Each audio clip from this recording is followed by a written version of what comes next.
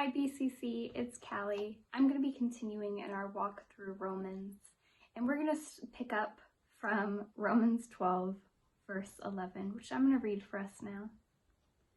Do not be slothful in zeal, be fervent in spirit. So in this verse, Paul is talking about what are the marks of a true Christian. And essentially what is being said in this verse is, do not be lazy in your devotion to God, but be passionate in spirit.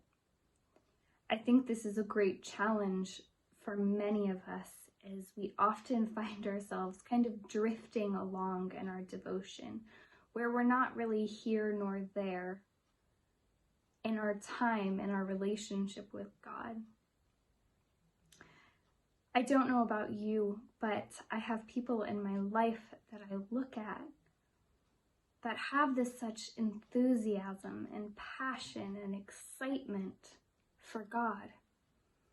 And when I look at them and their lives and how they have a relationship with God, one thing always becomes incredibly clear to me, that they constantly pursue intimacy with God, that they really, really emphasize and hold on to in their lives personal time in prayer, in devotion, and reading their Bibles.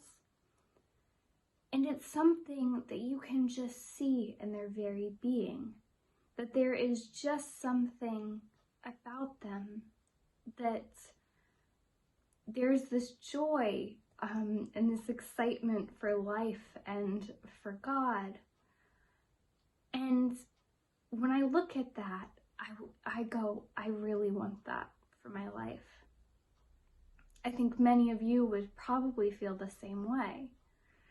And I think it's incredibly important here that Paul highlights that we can't be lazy in our devotion. And I know that's easy for many of us to kind of slack off here and there in our personal time with God, that we're like, oh, I don't want to get out of bed this early this morning. It's cold and it's wet and it's gross outside. I don't feel like getting up that bit earlier to go ahead and do my devotion. Or, oh, I don't want to do church this morning. And you're like, I'll just skip it. And that really starts to take a toll on us. And when we don't spend that devotion time, that we don't devote and carve out that space and say, God, this is my time to focus in on you, we lose that passion and excitement that we have, that we originally had. I find myself praying constantly now, God, give me fervence. I think it's such an incredible word.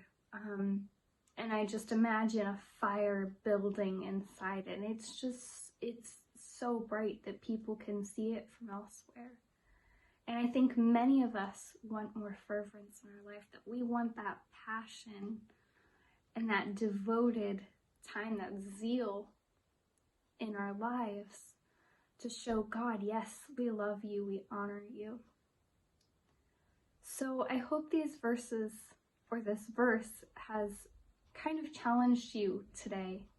And I hope that you find yourself asking God for fervence, that you ask Him for that excitement, but that you also make sure you make time to spend with God on a regular basis. Thanks, guys.